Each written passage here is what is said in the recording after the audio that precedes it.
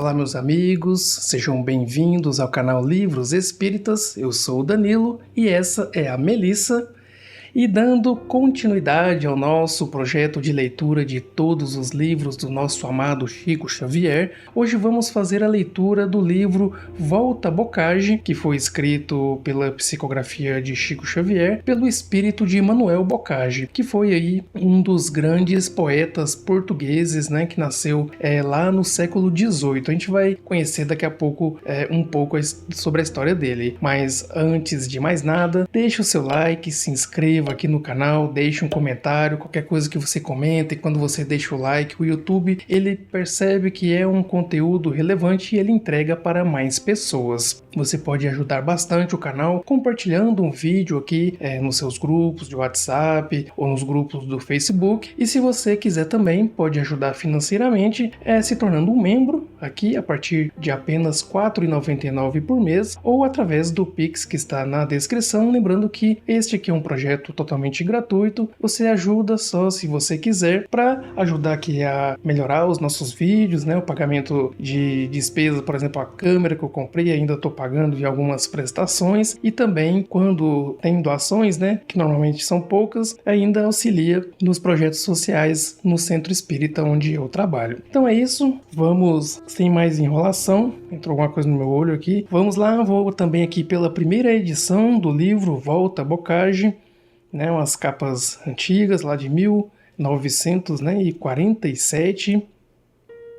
Então a gente tem aqui Volta Bocage, Sonetos do Espírito de Manuel Maria de Barbosa do Bocage, com apreciação, comentários e glossário pelo professor Porto Carreiro Neto. É um livro diferente, ele tem vários, os sonetos e as poesias do Bocage, e todos eles vêm comentados, né, através aí desse professor, que traz, né, o porquê, a história por trás desse soneto, e no final vou deixar na tela também o glossário. Quem tiver curiosidade, né, provavelmente vai ter algumas pessoas ou palavras, né, que a gente talvez desconheça, que vai estar lá descrito ao final do livro. Então vamos iniciar aqui com a apreciação. Fora ousadia de qualquer um apresentar, entre aspas, Bocage, o estro maravilhoso do grande poeta português que nasceu a 15 de setembro de 1765 e desencarnou a 21 de dezembro de 1805, é desses clarões que fulguram rubros acima de todo o horizonte, para que toda a gente os veja e admire. Inquieto ou submisso, piedoso ou sarcástico, simples ou grandíloco, inconsequente ou sentencioso, era o mesmo Bocage. Era o jovem insatisfeito que deixava a estrídula flauta de Pan caprípede por tanger a langorosa lira de Orfeu ou a maviosa cítara de Apolo, que tanto se arrojava aos pés da, abre aspas, ninfa etérea de Punício Manto, fecha aspas, mãe dos amores, das espumas, filha, que o amor na concha azul passeia airosa, entre aspas, como se alcandorava ao regaço da Imaculada Virgem Sacrossanta, virgem depois de mãe, mulher bendita, entre aspas, que sem de todo desprezar a Calíope de Camões e a Erato de Anacreonte, preferia, no entanto, a Polimínia de Bernardim Ribeiro, e foi com a lira que viveu, que só a quebrou para refazê-la depois, ao se desatarem os liames que lhe cativavam a ninfa do espírito ao casulo terreno. A maneira do cantor de Os Lusíadas, entre aspas, a quem desejou imitar, indo à colônia portuguesa do Extremo Oriente, enaltecia o Olimpo e adorava o céu. Ouçamo-lo cantar. Camões, grande Camões, quão semelhante acho teu fado ao meu, quando os cotejo, igual causa nos fez, perdendo o tejo, arrostar com o sacrilégio gigante. Como tu, junto aos Ganges sussurrante, da penúria cruel no horror me vejo, Como tu, gostos vãos que em vão desejo, também carpindo estou, saudoso amante. Ludíbrio como tu da sorte dura, meu fim demando ao céu pela certeza de que só terei paz na sepultura. Modelo meu tu és, mas, ó tristeza, se te imito nos transes da ventura, não te imito nos dons da natureza. As tágides o embeveciam, quanto estarrecido se quedava ante o portento da Via Láctea. Deleitava-lhe o íntimo a ambrosia de Júpiter, como lhe ardia o vinagre do inominável sacrifício do Calvário, lastimando estar no meio daqueles que por seus erros ofendem ao Pai e pelos quais o Cordeiro se deixava imolar. Abre aspas. O filho do grão-rei, que a monarquia tem lá nos céus e que de si procede, hoje mudo e submisso à fúria sede de um povo que foi seu, que a morte o guia. De trevas, de pavor se veste o dia, inchado o mar o seu limite excede, convulsa a terra por mil bocas pede vingança de tão nova tirania.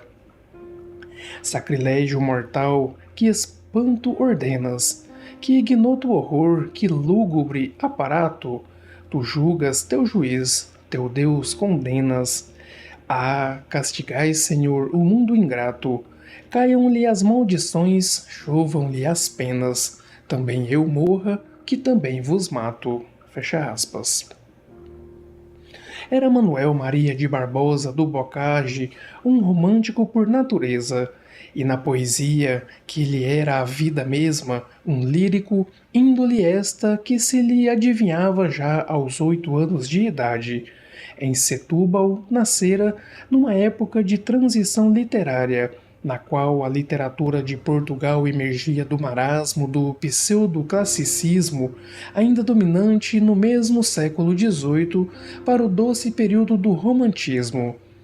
Desviando-se dos moldes clássicos, demasiado rígidos, Bocage pendeu para a escola que seria a inolvidável Antônio Feliciano de Castilho. Era a luva que se lhe ajustava por independer de regras convencionais e por visar o efeito da expressão. Era a imaginação e a sensibilidade sobrepondo-se à razão. Era o individualismo que não lhe implicava, entretanto, qualquer óbice à expansão do gênio individual. Era o desafogo dos sentimentos íntimos revelados através da poesia lírica. Era o instrumento que se oferecia ao poeta vindo novamente ao planeta em época própria. Era a expressão mesma do exuberante espírito ávido de desabafo em hinos à natureza. E com efeito, embora seu forte fosse o soneto, compôs vários gêneros da poesia, entre os quais odes satíricas e anacreônticas. Recordava talvez assim o poeta a Arcádia antiga, ou ainda aquele país imaginário de puro bucolismo de pastores fiéis ao amor. E quem sabe não fora Bocage um deles.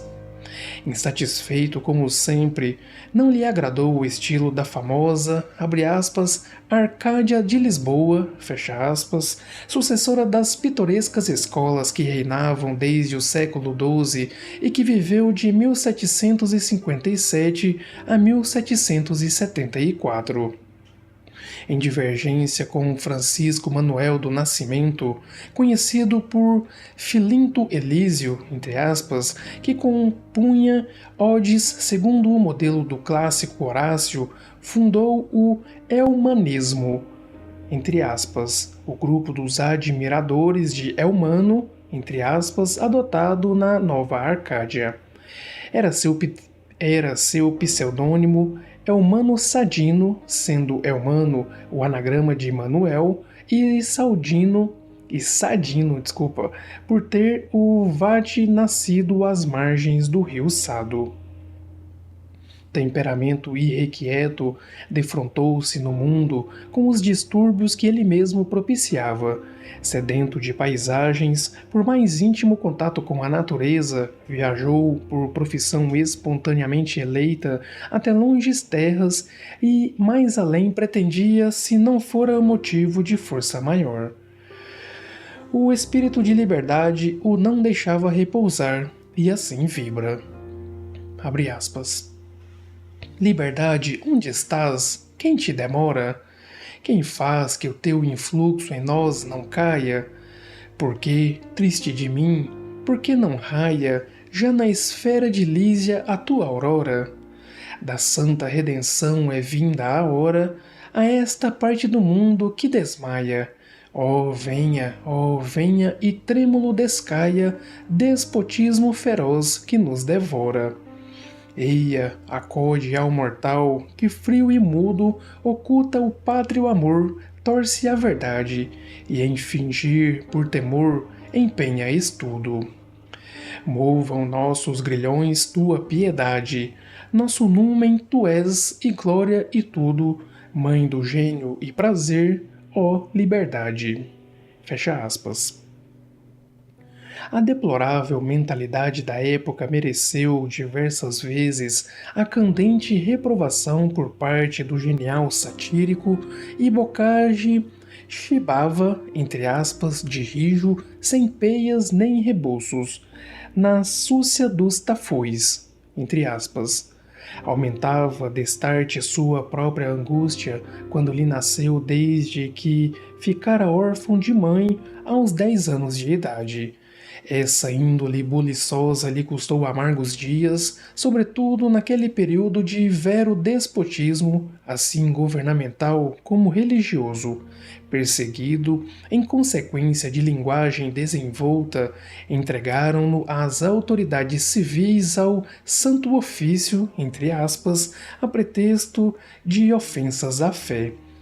Preferível lhe foi, por sem dúvida, o enclausuramento nos cárceres daquele tribunal, donde foi removido para um mosteiro e depois para o hospício de Nossa Senhora das Necessidades. As autoridades eclesiásticas o trataram, porém, com brandura e com a consideração que lhes merecia o talento do ilustre prisioneiro. Não quero crer que os maus versos de Bocage, isto é, aqueles em que estrugia a vil matéria lânguida, entre aspas, em rasgos de sangue moço, fossem a revelação de caráter inferior. Todas as paixões com as quais se lhe procure denegrir a memória são frutos da mesma árvore, são contingências desse misto de luz e treva, desse milagre, divino privilégio, de sol e caligem coexistentes em tão minúsculo âmbito do cárcere carnal e que se chama criatura humana. Tudo, ao contrário, revelava no poeta ascensão, tudo lhe estuava de vida intensa. Poderíamos dizer, por paradoxo, que o matara não a míngua de energia, mas o excesso de vida, que cerrara os olhos à pletora de luz, que a força de atropelar o trabalho de Cloto e Láquesis decidira Atropos escindir-lhe de uma vez o fio mal tecido. Cite-se ainda sua adesão uns 2 anos antes de partir para o refulgente empírio, entre aspas, ao chamado Grupo dos Filósofos, que com o grupo dos fidalgos e o grupo dos brejeiros formava espécie de academia no convento de São Vicente. Porque sua preferência pelo grupo dos filósofos? Por lhe parecer mais sincero nos propósitos. Ao segundo mencionado pertenciam nobres enfatuados e vazios, com os quais a elevação de espírito do poeta absolutamente não se poderia coadunar. Ao terceiro muito menos pudera dar apoio, pois nesse imperavam deidades muito diversas das musas. Eis o bocage a quem o, abre aspas, das gorgonas, das fúrias negro bando, fecha aspas, pretende lanchar a pecha de ser odioso além de desgraçado, entre aspas, mas diz o forte bardo. Não me consterna o ver-me trespassado com 1000 golpes cruéis da desventura, pois bem sei que a frágil criatura raramente é feliz no mundo errado. Fecha aspas. Essa desventura não se resume só na sua existência farta de tribulações. Deve entender-se também como o infame golpe de buídos punhais, entre aspas, que brandem não os 3 vis algozes de Inês de Castro, senão a sussurrante, a vil maledicência, a inveja pestilente que, sobre o néctar que a aventura por mãos de neve oferecera ao poeta, cuspiu e ainda cospe lívidas gotas de infernal peçonha. Que sejam de humano verdadeiros os estouvamentos de que lhe havemos notícia. Não seriam esses desvios um derivativo patente, como que espezinhamento da matéria, contra a qual o ardente espírito se rebelava? Esgota a amarga taça da mocidade e com essa a si mesmo. Reconhece, porém, a inutilidade dessa luta feroz entre o espírito e matéria pelas armas desta. Verifica, e não só em extrema hora, que os meios de vitória do homem não são os materiais, senão os espirituais. Vemo-lo lançar aos ombros do homem a responsabilidade integral dos seus atos e o traçado do seu destino. Abre aspas. Vós, crédulos mortais alucinados, de sonhos de quimeras, de aparências, colheis por uso erradas consequências dos acontecimentos desastrados. Se à perdição correis precipitados, por cegas, por fogosas impaciências, indo a cair, gritais que são violências de inexoráveis céus de negros fados. Se um celeste poder tirano e duro às vezes extorquisse as liberdades que prestava à razão teu lume puro, não forçam corações as divindades, fado amigo não há, nem fado escuro. Fados são as paixões, são as vontades. Fecha aspas. E ainda afirma, abre aspas, um Deus adoro, a eternidade temo, conheço que há vontade e não destino. Fecha aspas. Tais palavras desmentem o errôneo juízo que as autoridades formavam do ímpio, cruel, sacrílego, blasfemo, pois bem queriam vê-lo consumido em língua voraz de labareda ardente, naquele, abre aspas, bárbaro tempo, abominosa idade, as outras eras pelos fados presa, para labéu e horror da humanidade, flagelos da virtude e da grandeza, réus do infame sacrílego atentado de que treme a razão e a natureza. Fecha aspas. Diga-se em consequência, se era ímpio, quem assim raciocina, abre aspas.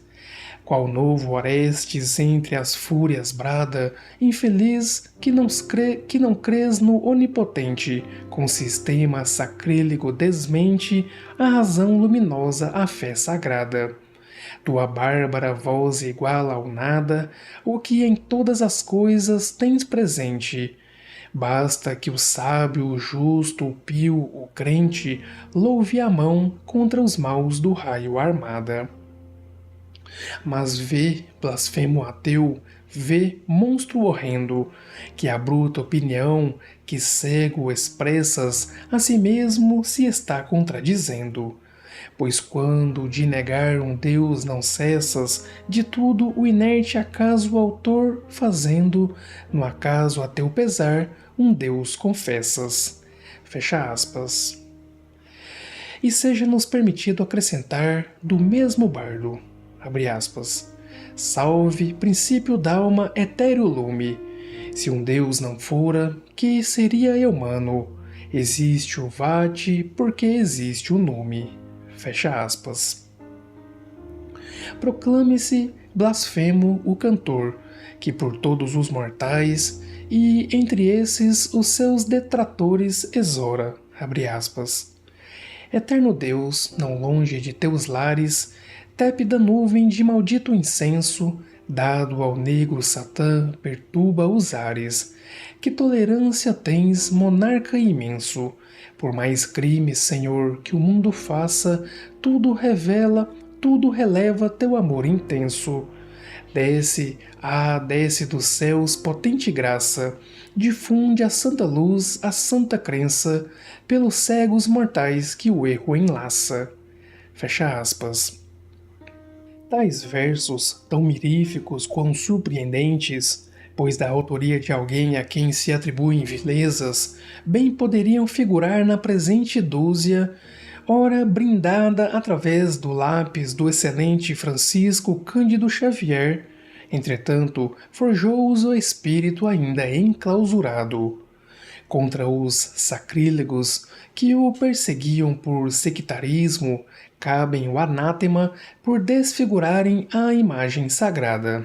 Abre aspas. Um ente dos mais entes soberano, que abrange a terra, os céus, a eternidade, que difunde anual fertilidade e aplana as altas serras do oceano.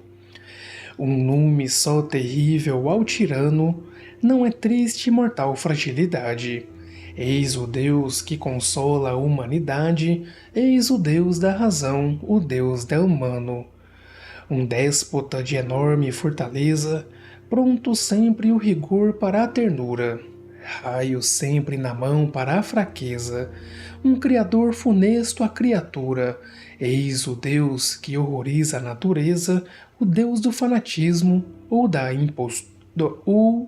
impostura. Fecha aspas.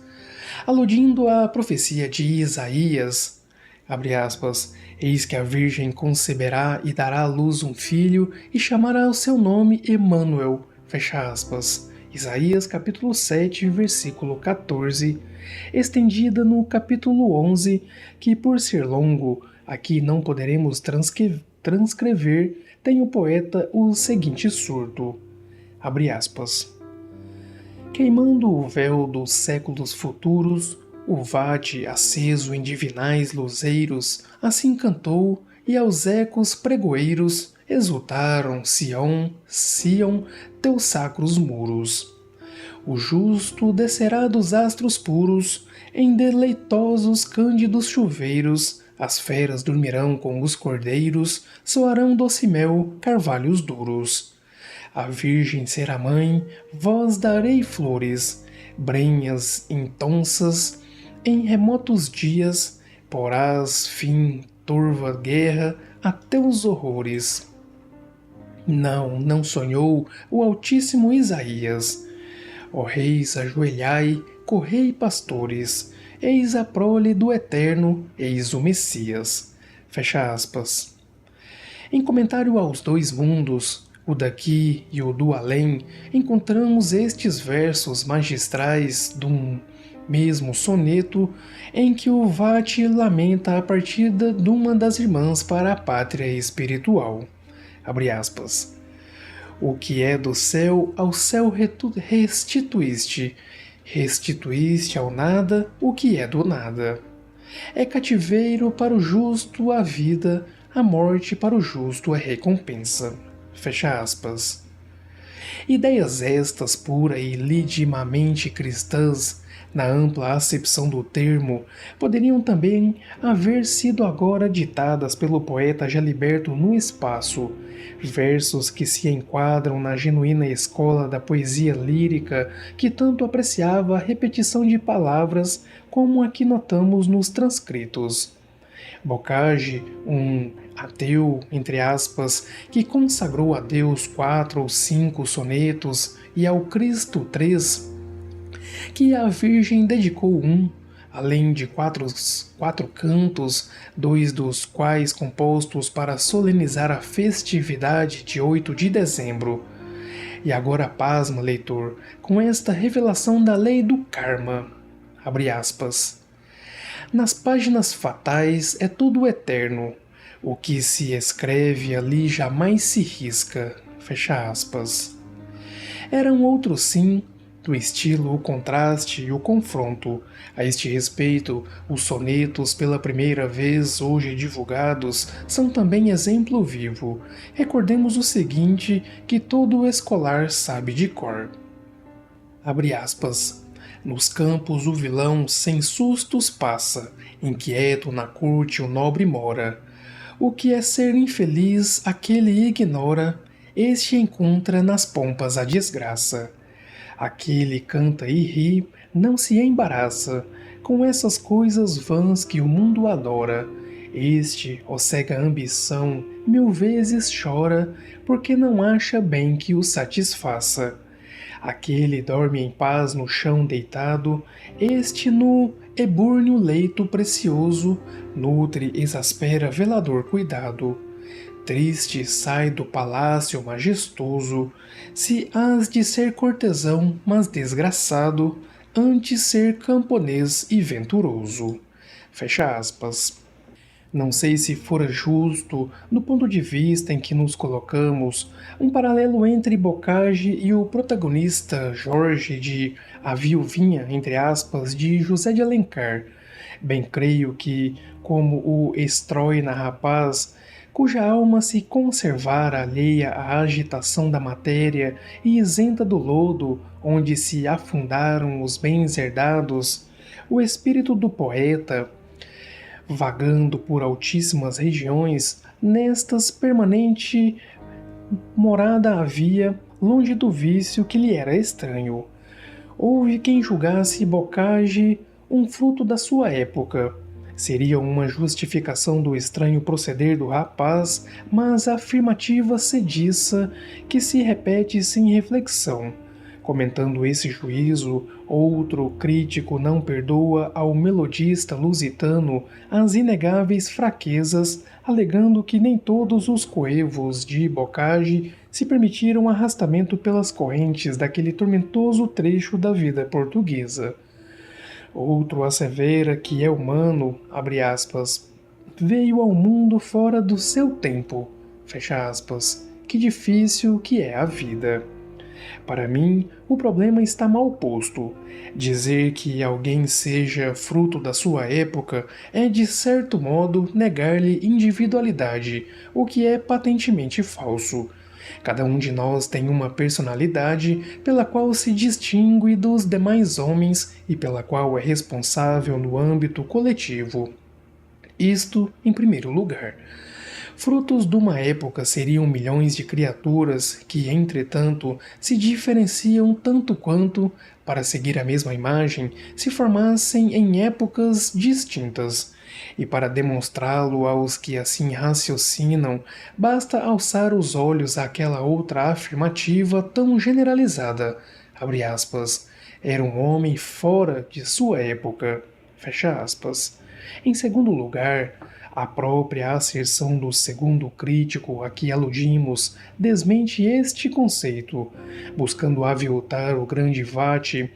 Observa que outros homens procederam na mesma época de modo bem diverso e, ao seu ver, bem mais digno.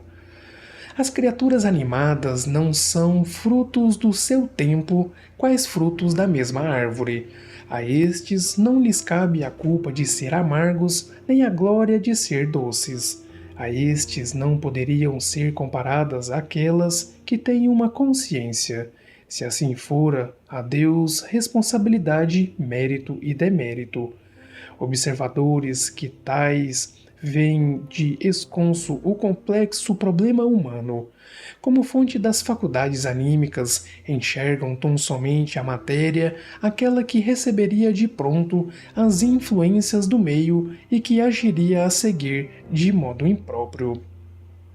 Não se pode, por evidente, negar a influência do meio sobre o indivíduo, como não se pode deixar de reconhecer a do corpo físico sobre o espírito. Mas daí afirmar que alguém seja fruto de sua época, o que vale dizer do seu meio, vai infinita distância. A não ser um Cristo, ao que saibamos, todos os espíritos que aportem as plagas terrenas hão de sofrer das injunções do ambiente-espaço e do ambiente-tempo. A matéria de que ainda se acham revestidos, abstração feita mesmo do material mais grosseiro e palpável, há de ter sombra, de receber sombra, de projetar sombra, até que fuja essa condição, alcançando a radiosidade do Mestre, que em torno de si, por maravilha, só despende luz e em cujo diáfano corpo não encontram guarida as sombras dos mortais. O problema, dissemos, está mal posto. Desejam os que menos do que os espiritualistas atingimos afirmar uma verdade maior do que supõem.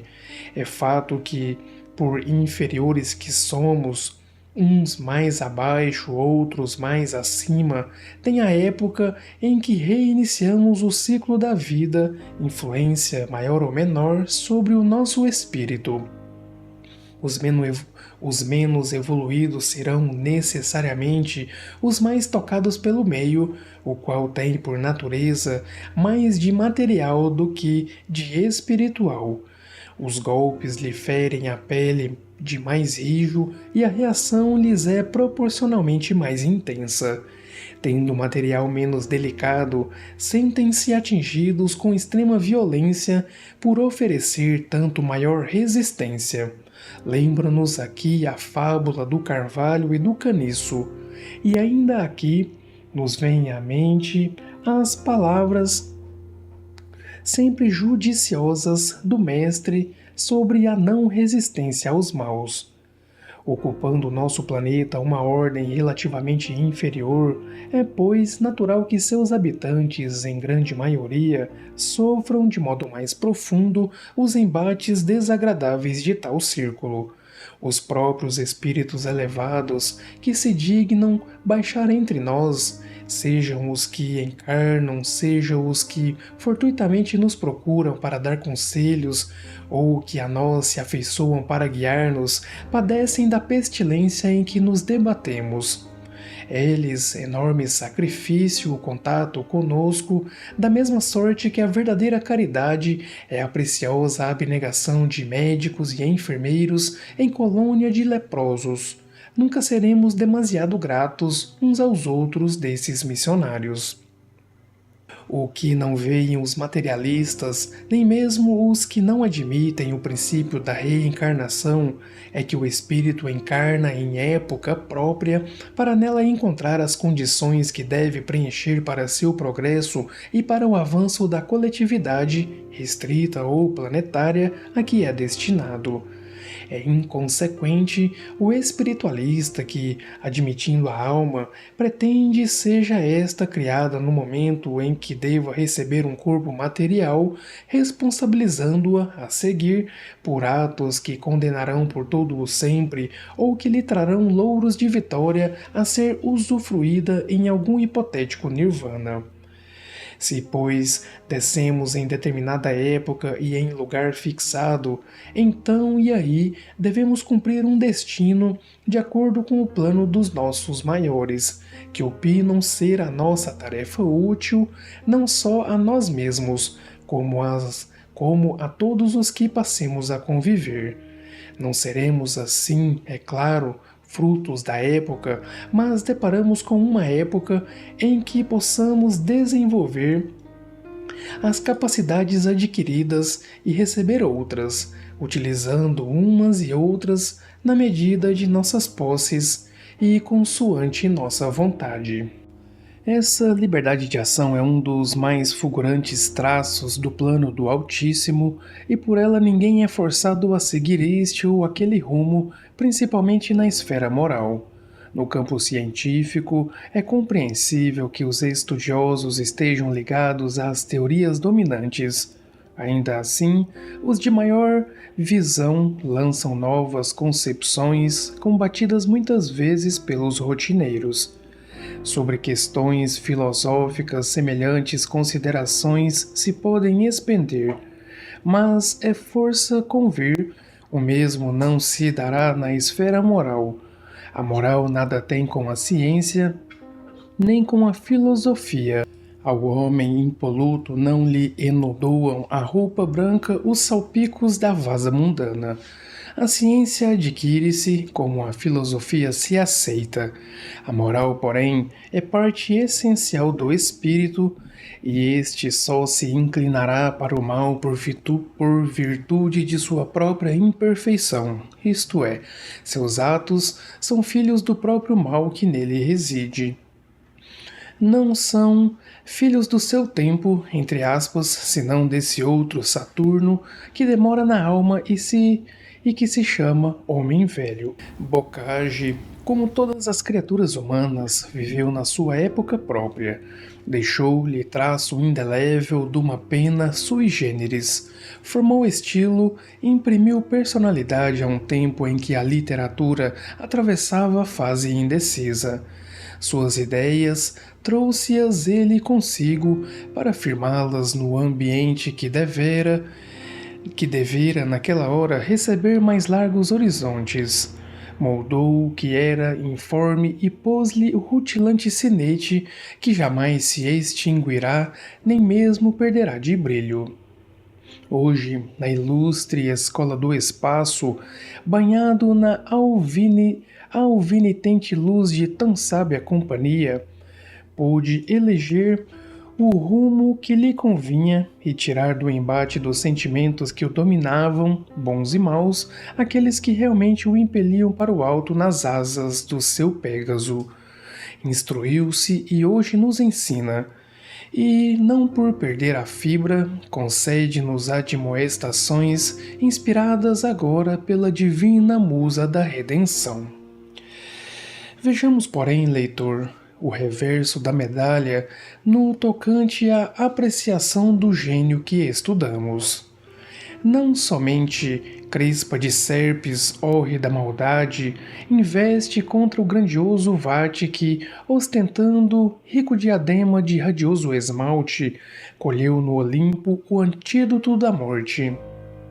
Ainda naquela época procelosa em que se debatia o pensamento nas garras, já bem aparadas, numa congregação de abutres, é-nos grato ler o relatório do censor João Guilherme Cristiano Miller, membro do Desembargo do Paço e deputado da mesa da Comissão Geral, sobre o exame e censura dos livros. Abre aspas. No manuscrito que Vossa Majestade me mandou ver pela portaria retro, apresenta o seu prendado autor novas produções do seu raro talento que lhe assegurara um lugar distinto entre os vates insignes lusitanos, aos quais ainda a posteridade fará justiça. Poesias ternas que penetram o coração e onde, de vez em quando, luzem vislumbres de esclarecida filosofia, cativando a participação dos espíritos mais meditativos do que sentimentais, fábulas graciosas que ensinam a prática das virtudes as mais benéficas e promovem a intuição de verdades nunca assaz ponderadas, misturadas com traduções que patenteiam tanta familiaridade do seu autor com as belezas das línguas dos originais, como também o seu acesso no santuário dos mais recônditos tesouros do idioma vernáculo, e com epístolas, odes e épodos altissonantes, nos quais desenvolve toda a força de um gênio culto e transcendente, unido intimamente com uma fantasia inesgotável poética. Numa palavra, tudo quanto pode servir de documento de um gosto eminente para os mais admiráveis produtos de todos os tempos e de todas as regiões do nosso mundo, de mão dada com a singular dextridade de de o transplantar sobre o pátrio chão, enquanto neste se cultivam com igual diligência e feliz sucesso os seus próprios. De tudo isto, é a presente coleção um elegante florilégio. Bem pena é ser inevitável que se mostrasse em alguns lugares a influência da atmosfera túrbida, carregada e penosa, debaixo da qual o autor plantou grande parte deste rico jardim. Felizmente, porém, se percebe mais o efeito lamentável disto sobre a mente aflita do poeta que sobre as rosas e frutos encantadores das vergôntias que regou com os eflúvios de seu pranto, em cujo afago a sua musa sempre conserva menos o caráter de ministra de inumanas e indecorosas paixões do que ditames da razão, moralidade e mimosa discrição, pronta a sacrificar tudo o que pode tentar a fraqueza humana, a pecar contra respeitáveis leis, boa ordem social e tranquilidade civil e doméstica. Eis aqui as observações que resultaram do exame deste manuscrito e sobre as quais se escora o meu parecer, que haverá poucos tão dignos da faculdade que o suplicante solicita. Vossa Majestade, porém, ordenará o que for servida. João Guilherme Cristiano Miller. Fecha aspas. No Dicionário de Rimas Luso-Brasileiro, de Eugênio de Castilho, abre aspas, correto, aumentado e precedido de um prefácio e de um compêndio de versificação pelo Visconde de Castilho, fecha aspas, encontramos a seguinte afirmação que bastaria para encerrar esta breve apreciação. O soneto português, podemos dizer sem exageração, nasceu com Bocage e com Bocage morreu. Vamos, porém, dar a palavra ao nosso imortal Olavo Bilac em elogio ao sublime Arcade. Abre aspas. Em Portugal, a arte de fazer versos chegou ao apogeu com Bocage e depois dele decaiu. Da sua geração e das que a precederam, foi ele o máximo cinzelador da métrica, a plástica da língua e do metro, a perícia ao ensamblar das orações e no escandir dos versos, a riqueza e graça do vocabulário, o jogo sábio e às vezes inesperado das vogais e das consoantes dentro da harmonia da frase, a variação maravilhosa da cadência, a sobriedade das figuras, a precisão e o colorido dos epítetos, todos estes difíceis e complicados segredos da arte poética, cuja beleza e variedade às vezes escapam até aos mais cultos amadores da poesia e aos mais argutos críticos literários, e que somente os iniciados podem ver, compreender e avaliar. Esta consciência, este gosto, esta medida, este dom de adivinhação e de tato, de que os artistas natos têm o privilégio, tudo isto coube a Eumano, tudo isto se entreteceu no seu talento. Depois dele, Portugal teve talvez poetas mais fortes, de surto mais alto, de mais fecunda imaginação, mas nenhum o excedeu nem o igualou no brilho da expressão. Fecha aspas. Melhor o louve, o mesmo príncipe da poesia brasileira, não em linhas corridas como acima, senão em belíssimo soneto, homenagem digna de um poeta a outro poeta. Ainda mais admiremos Bocage através dessa admiração de quem, por autoridade inconteste, podia avaliar quanto merece talento de tal porte.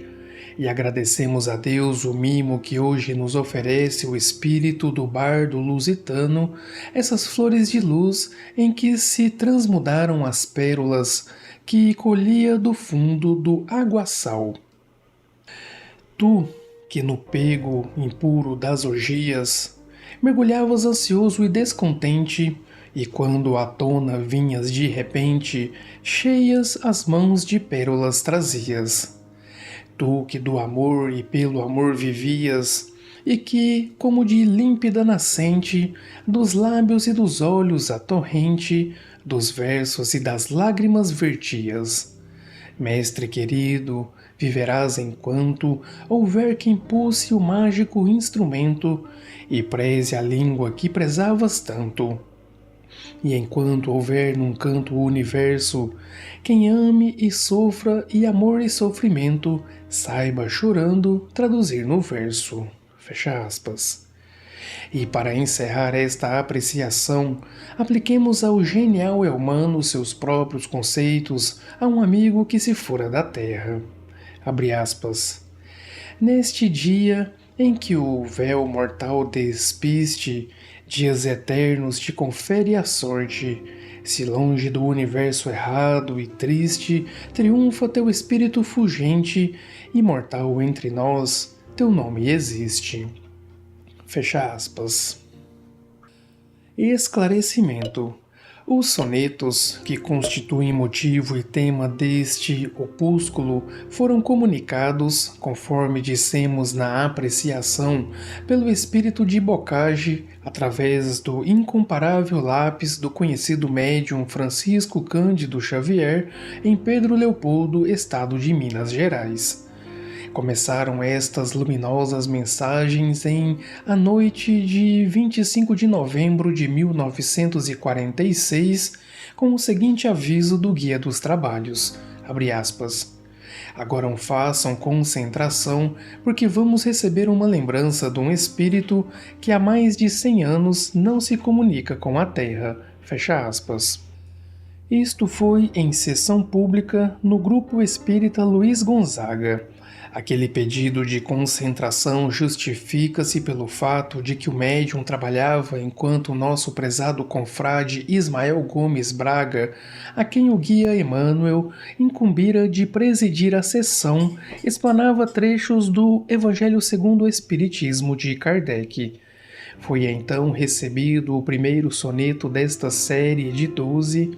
Em noites consecutivas, Bocage em espírito ditou as outras produções, sendo 4 em sessão pública e as demais em círculo reduzido. Iniciada a 25 de novembro, a série terminou a 6 de dezembro, não durando a escrita de 4 de cada soneto mais de 3 minutos, isto depois de trabalhos estafantes. Observemos por especial que todos os sonetos trazem a assinatura do poeta, se não perfeita, pelo menos tão próxima quanto possível, mas sem sombra de dúvida sobre o seu verdadeiro autor. Após o primeiro soneto, comunicou o guia que o poeta voltaria ainda 9 vezes para o mesmo fim. Ao nosso irmão Ismael Braga, o médium entregou essa primeira composição com as palavras, abre aspas, Bocage manda entregar-lhe como lembrança, fecha aspas. Aquele nosso confrade pede, porém, que o número de tais mensagens seja elevado para 12, por ser este o número místico do cristianismo. Responde o poeta que tem permissão somente para 10 descidas à terra, que, no entanto, poderia solicitar a alteração desse plano, informando oportunamente sobre esse pedido. 2 dias mais tarde, informou que aquele confrade fora atendido e que pretendia escrever o último soneto a respeito de Deus. Esta promessa foi cumprida conforme se lê no soneto 12. Não sei porquê, Ismael Braga, com um nome consagrado e querido por todos os títulos, não quis apresentar a público estas joias do magnífico Elmano. Faço-o eu, também não sei bem porquê. O fato é que não podiam tais preciosidades permanecer na sombra de um escrínio, como não se mantém a luz debaixo do alqueire. Não são estes sonetos do além meras palavras soltas ao vento, puros devaneios de poeta que sonha, ou de cantor, cuja alma flamejante extravaga em arroubos de encantamento. Constituem, ao contrário, matéria substanciosa desenvolvida segundo um plano sábio. Essa matéria é a própria doutrina espírita e esse plano é o quadro vivo da natureza no que tange à criatura humana. O que ora nos deixou o ilustre príncipe da métrica não foram simples rimas para férias dos nossos espíritos.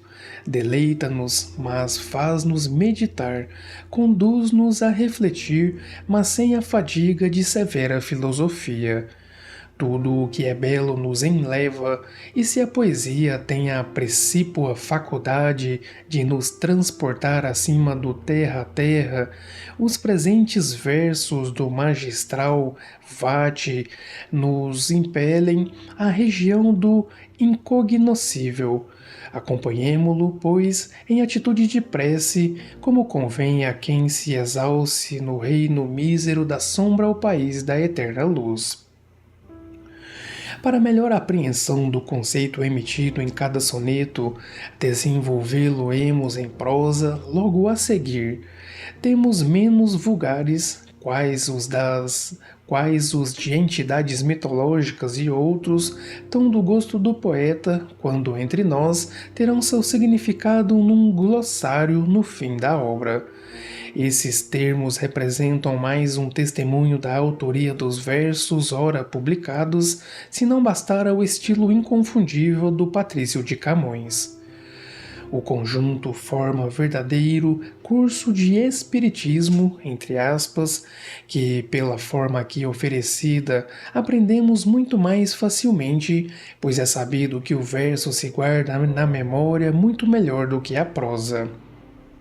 Verá efetivamente o leitor tratados os pontos altos da doutrina espírita, que digo eu, dos ensinamentos do mestre, entre os mestres, a saber, a submissão à dor, contra a qual o homem terrestre se revoltou e ainda se rebela, o combate aos vícios de toda sorte, concupiscência, vaidade e orgulho que nos afastam da espiritualidade, a sobrevivência do espírito e sua possibilidade de comunicar-se conosco, o destino da alma e do corpo, a aplicação da inteligência somente para o bem, o triunfo sobre a morte e sobre o próprio horror que esta em geral infunde ao homem pela prática das virtudes, o prêmio aos vencedores que seguiram os sagrados mandamentos do eleito missionário.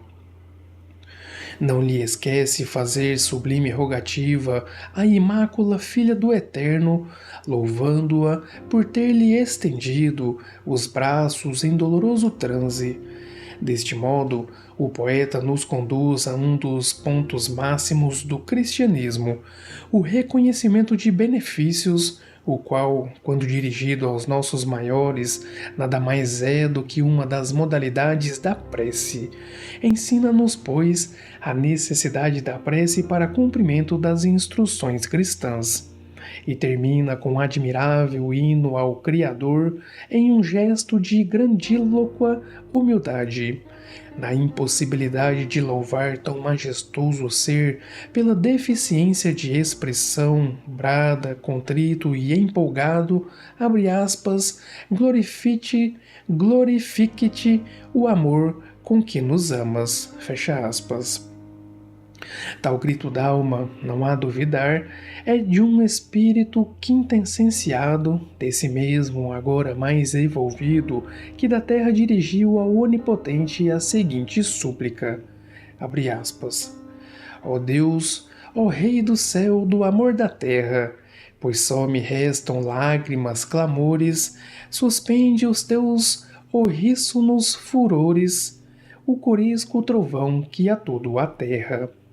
Nos subterrâneos cárceres encerra os procelosos monstros berradores, que enchendo os ares de infernais vapores, parece que entre si tracharam guerra. Para nós, compassivos olhos lança, perdoa ao fraco lenho, atende ao pranto dos tristes que em ti põem tua esperança. As densas trevas despedaça o manto, faze em sinal de própria bonança, brilhar no etéreo tope o lume santo. E o Eterno o atendeu. Soneto 1, 25 de novembro de 1946. Vive o homem no mundo sorte dura, por estranho caminho arremessado, fera o titã cativo a negro fado, do berço morno à fria sepultura. Triste filho dos céus, de alma perjura, desprezível Adão acorrentado, ao desterro de sombras do passado, respira o lodo e chora a desventura. Ao vão orgulho, a esse Deus imigo, a altares vãos se erige por vaidade, que na treva o mantém revel mendigo. Por mais altos pregões a fé lhe brade, traz desditoso o cárcere consigo, atado à morte em plena eternidade.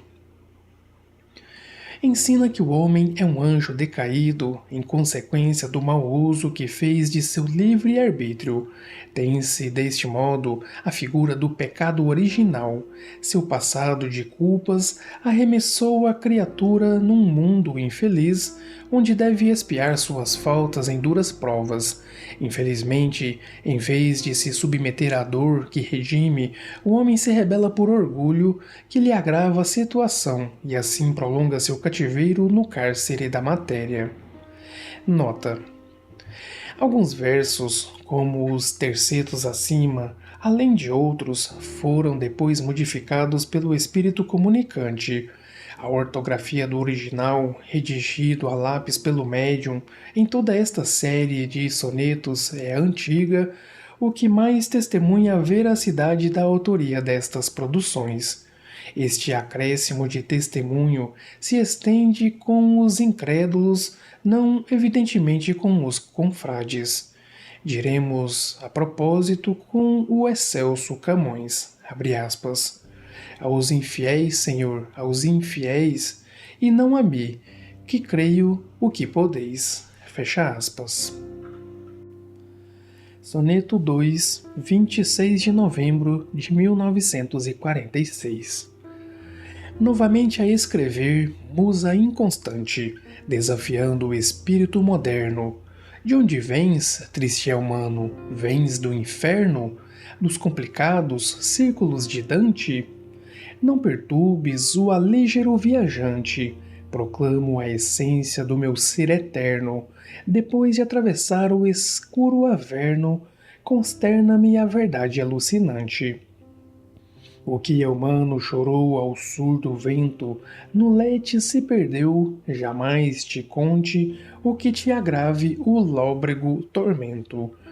Basta a certeza a mitigar-te a fronte de que além do cadáver macilento contemplarás a luz de outro horizonte. As comunicações de além-túmulo provam-nos a sobrevivência do espírito. Não deve, porém, tal intercâmbio ser utilizado na ociosa indagação por mera curiosidade da situação particular de cada pecador no mundo espiritual.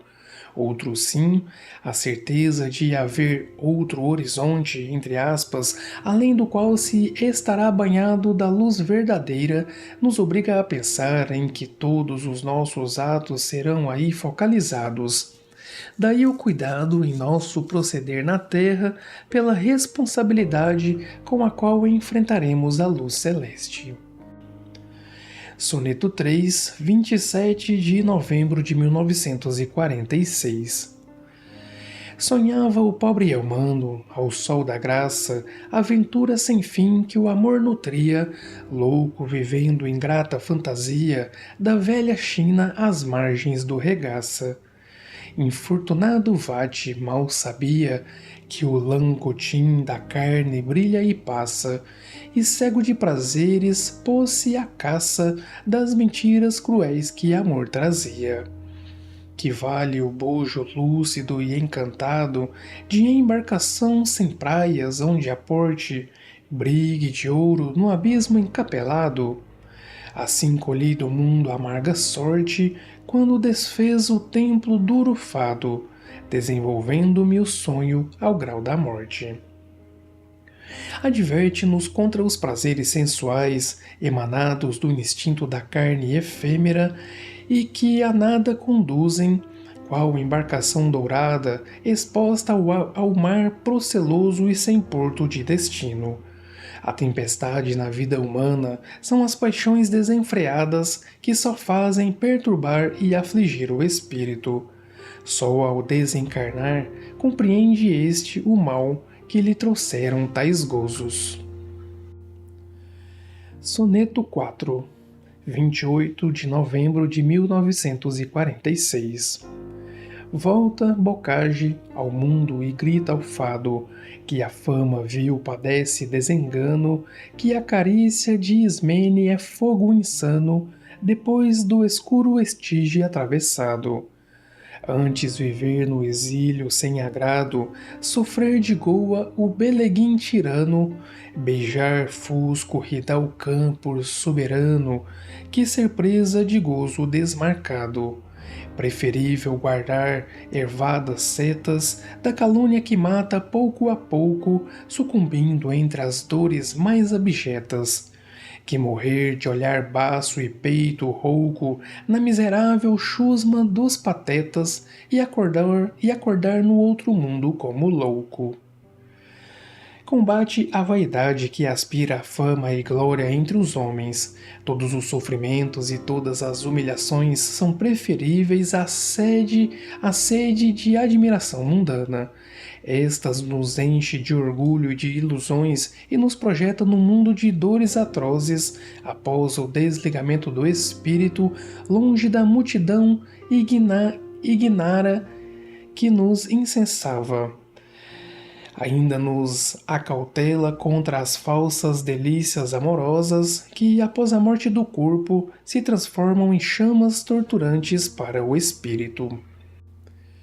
Soneto 5, 29 de novembro de 1946.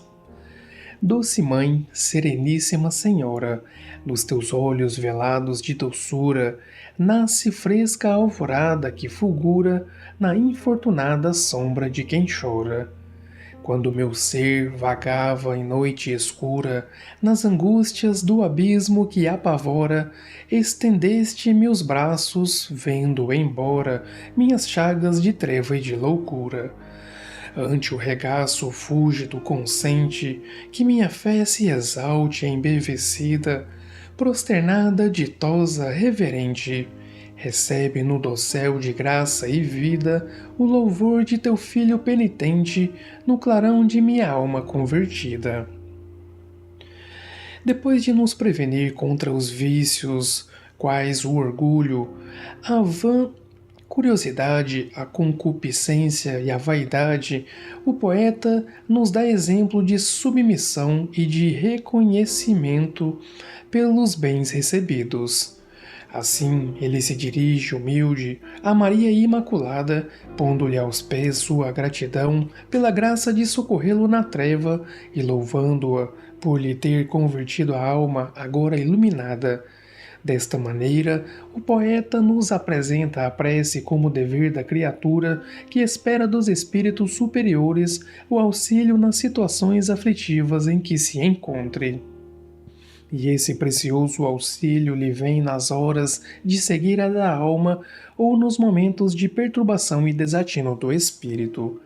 O soneto acima parece ser consequência deste outro que o poeta compôs na terra e em que invoca o amparo da mesma Virgem das Virgens, abre aspas. Tu, por Deus entre todas escolhida, Virgem das Virgens, tu que do assanhado, tartário monstro com teu pé sagrado, esmagaste a cabeça entumecida. Doce abrigo, santíssima guarida, de quem te busca em lágrimas banhado, corrente com que as nódoas do pecado lava uma alma que geme arrependida. Virgem de estrelas nítidas coroada do Espírito do Pai, do Filho eterno, Mãe, Filha, Esposa e mais que tudo amada, valha-me o teu poder e amor materno, guia este cego, arranca-me da estrada que vai parar ao tenebroso inferno. Eis, pois, outra faceta da prece, a súplica de amparo, nunca negado a quem pede com sinceridade e condição. Cor contriotum e humiliatum Deus non despiciet. Soneto 6, 30 de novembro de 1946.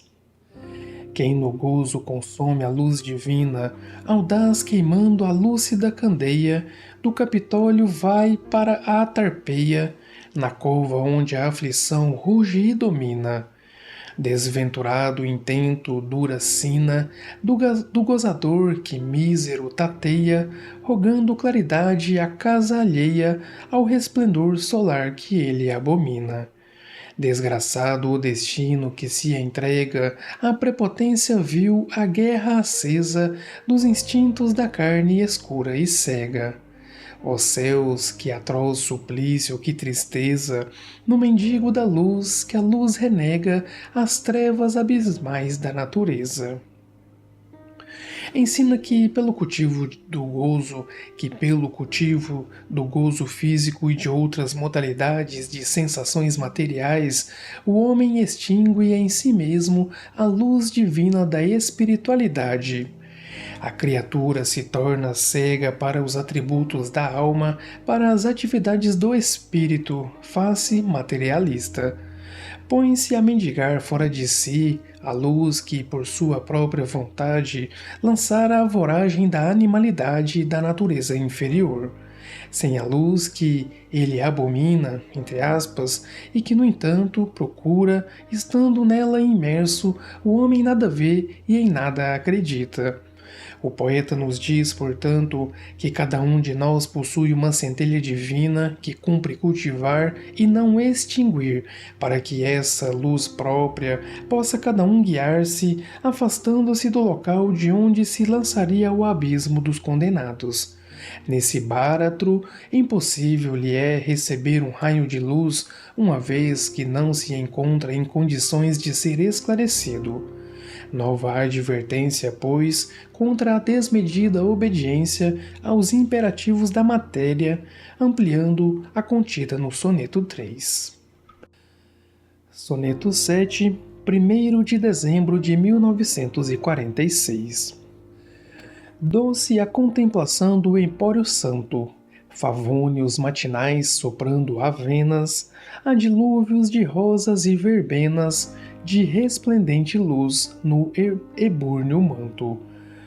Terna revelação, sublime encanto, longe da sombra de mundanas penas, cantam vozes de dúlcidas camenas, liras de Orfeu em plácido quebranto. Tudo sonhos e amores inocentes, nada recorda as cóleras da guerra que extermina os humanos descendentes. No sublime concerto tudo encerra o júbilo dos bons, a paz dos crentes que venceram nas lágrimas da terra. Se a revolta contra as leis divinas, o cultivo do orgulho, da vaidade, das vis paixões, da ausência de fé, a repulsa voluntária da luz interna que deveria aclarar-nos o caminho, nos trazem aflição e tristeza, o amor fraternal, a bondade e a fé sincera nos conduzem em contraposição ao sonhado Éden. Existem, pois, recompensas e castigos de acordo com o nosso procedimento ditado pelo livre-arbítrio. Neste soneto, o poeta nos descreve as delícias puras que fruirão os espíritos vencedores de suas provas na terra. É o contraste entre o bem, agora focalizado, e o mal que ele pintara em seu estilo tão característico nos versos anteriores. Soneto 8, 2 de dezembro de 1946. A passagem do túmulo desata tanto a orgulhosos reis como a pastores, a parca de 1000 dedos matadores, da cólera medonha em fúria ingrata. Não lhe valem a horrífica bagata, as riquezas e os dons encantadores, nem lágrimas, nem rogos, nem favores, nada lhe foge à sanha intimorata. Ó Deus, ó céus, cruel destino humano, tremeis, mortais, guardando o vosso dia, no fraternal amor que obra sem dano. Rasgam-se os véus de toda a soberbia, ao vento do sinistro desengano, na amarga solidão da cova fria. Recorda-nos que todos temos de deixar este planeta, orgulhosos, humildes, potentados, ricos, formosos. Não há fugir à morte, mas poderemos aguardar tranquilamente o instante de partir, alimentando o amor fraterno. Com este sentimento, a morte se nos transforma em amiga, em libertadora, em fonte de felicidades. Não o desengano, nem a amarga solidão encontra o espírito ao transpor o limiar do espaço, senão o prêmio da virtude e a companhia de amigos que o esperam de braços abertos. Vencemos assim a morte e o horror que geralmente nos causa seu espectro. Soneto 9, 3 de dezembro de 1946. Que o menestrel ditoso não consiga exaltar o esplendor que a morte vela, cale meu ser as maravilhas dela, rude madrasta, mãe piedosa e amiga. Sua destra de sol horrenda e bela, a emergir do albornoz de treva antiga, traz a foice que indômita castiga, fere, humilha, golpeia, desmantela. De Temis, implacável que não dorme, anjo e monstro prossegue sem repouso, duro alfange a brandir no campo enorme. Ao seu olhar sublime e doloroso, à frente de seu gládio multiforme, reconforta-se a dor, padece o gozo. Continua considerando o tema da morte, cujas maravilhas confessa o poeta ser incapaz de decantar. O genial Vate aproveita o tema para mais um dos seus contrastes como rude madrasta, mãe piedosa e amiga, destra de sol horrenda e bela, olhar sublime e doloroso. A todos a parca vigilante olha com inflexível justiça que eleva a dor e pune o gozo material, premia o bem, castiga o mal. Note-se a semelhança entre os dois últimos versos do segundo quarteto com os seguintes, também os dois últimos da 51ª estrofe do canto terceiro de Os Lusíadas. Abre aspas. Mas o de luso arnês, couraça e malha, rompe, corta, desfaz a bola e talha, fecha aspas. E outro sim, compondo o soneto ainda aqui na terra, no qual se refere às olorosas palmas do bem e aos cardos aculeíferos do mal, o mesmo gigante poeta nos dá a viva demonstração da sua crença num ente supremo, eis este soneto. Abre aspas. Os milhões de áureos, lustres coruscantes, que estão da azul abóbada pendendo, o sol e a que ilumina o trono horrendo, dessa que amima os ávidos amantes. As vastíssimas ondas arrogantes, serras de espuma contra os céus erguendo, a leda fonte humilde o chão lambendo, lourejando as searas flutuantes.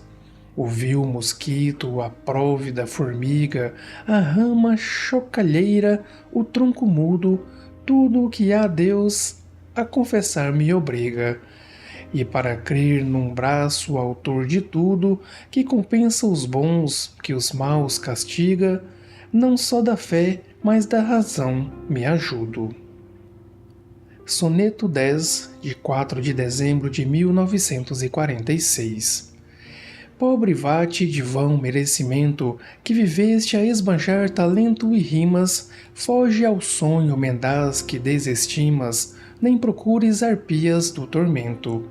Chora bocage a perda que lamento, o desprezo do tempo em vários climas, dura lembrança que também lastimas, na paz buscando o imoto esquecimento. O que é da terra clama, tudo passa, tanto a flor veludosa da ventura, quanto o acerado aculho da desgraça. De Citereia foge a formosura, e enquanto o escrínio vil é dado à traça, os empíreos vergéis a alma procura. O poeta lastima o esbanjamento de seu talento e de suas horas. Tudo isto, clama-nos, lhe foi sem proveito, pois tudo é fugidio neste planeta, onde ilusórias são a aura da aventura e o furacão da desgraça. Nem a uma e nem a outra devemos dar importância maior. Cumpre-nos fruir a efêmera felicidade, como suportar os não menos fugazes reveses, com o olhar posto em esferas mais elevadas, para onde o espírito voa, deixando a destruição o invólucro provisório. Construamos, pois, com vistas à eternidade. Nem a obra do Senhor de todos os seres se firmaria em tão perecível fundamento, quais as ilusões da terra. Soneto 11, 5 de dezembro de 1946. Louvores não entoes ao pego impuro de vaidades cruéis e vis mentiras, sublime e casta musa que suspiras pela terra perfeita do futuro. Patrocina-me o plecto mal seguro, pobre arrabil ao pé de doutas liras, alimenta a esperança que me inspiras nos páramos ditosos que procuro. Ninfa maravilhosa, vem comigo, concede ao vate humilde que te adora o nível braço, o terno peito amigo. Guia-me o passo incerto vida afora, abre-me as portas do divino abrigo, Vênus celeste da divina aurora. Aconselho o poeta que não devemos dedicar a inteligência às coisas mesquinhas, mas aspiremos a um mundo melhor, sonhando um planeta perfeito, onde vivamos, depois de expulsos da terra os espíritos inferiores. Peçamos do alto forças para continuarmos a nutrir bons sentimentos na esperança de atingir a perfeição. Essa aspiração não é mero desejo de afastamento do lodoso círculo em que vivemos. Reflete antes a necessidade que sente o poeta de combater todo o mal, a fim de que sejamos dignos do estado a que aspiramos e a que devemos aspirar por nosso próprio benefício.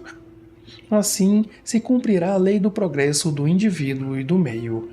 O novo estado mais evolvido é qual outra aurora em cujo horizonte deverá brilhar a estrela matutina, abrindo as portas do divino abrigo. Daí decorre outro sim, a responsabilidade de cada um de nós em qualquer posição que ocupemos na sociedade. Respondemos não só por nós mesmos, senão também pela coletividade. Pensamentos, palavras e obras são instrumentos por vezes mais vivos e eficazes do que os materiais. Devem ser, de conseguinte, postos a serviço da lei divina, que é construtiva, antes que do regime da força que destrói. Soneto 12, 6 de dezembro de 1946. Estro frágil, sem louros, jamais tente engrandecer em míseros cantares os imensos impérios estelares do teu reino de luz resplandecente. Louvem-te a glória excelsa eternamente, Andrômeda, Altair, Sírios e Antares, paraísos suspensos, almos, lares, que balançam na abóbada luzente. Quem dirá dos mistérios que proclamas, em turbilhões de sóis, uno e disperso, dos teus castelos de sagradas chamas? Emudeçam as notas de meu verso, glorifique-te o amor com que nos amas nas mais remotas plagas do universo. O poeta encerra este curso com um grandioso hino de louvor a Deus. Jamais serão os poemas humanos dignos de cantar a história do Criador, só as estrelas podem celebrar a obra onipotente. Pequeno é tudo diante da majestade divina, e o verso deve emudecer. A glorificação única ao ente supremo seja o amor que ele nos consagra, pois nem mesmo nosso amor ao Pai lhe cantará a grandeza que abrange o infinito do espaço e a eternidade do tempo. Leitor, meu irmão, encerremos este magistral breviário como convém, de joelhos em prece cordial. Acompanhemos o poeta na sua rogativa a Maria, assunta aos céus. Abre aspas. Tu, doce chama, angélica ternura, que o Criador envia à criatura, ó dádiva celeste, ó dom do imenso, com que aterramos Satanás infenso, com que a tormenta das paixões se acalma. Que os tesouros sem fim do eterno erário, resumidos contens nas graças tuas, que outros sóis, outros astros, outras luas, invisíveis a nós, lá vês, lá pisas, no almo nítido céu, tu divinizas meus versos dedicados até agora. A vãos prestígios que a fraqueza adora, dos teus olhos um volver piedoso, desarme, ó Virgem bela, o justiçoso, ente imortal que os ímprobos fulmina.